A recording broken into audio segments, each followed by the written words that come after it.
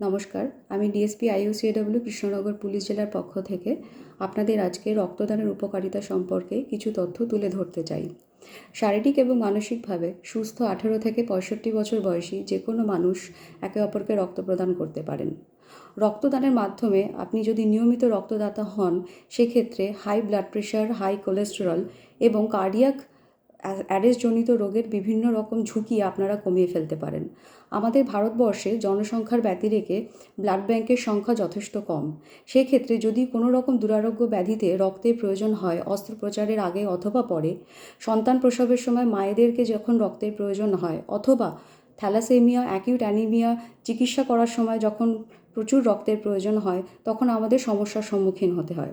সেক্ষেত্রে একমাত্র উপায় হচ্ছে স্বেচ্ছায় রক্তদান।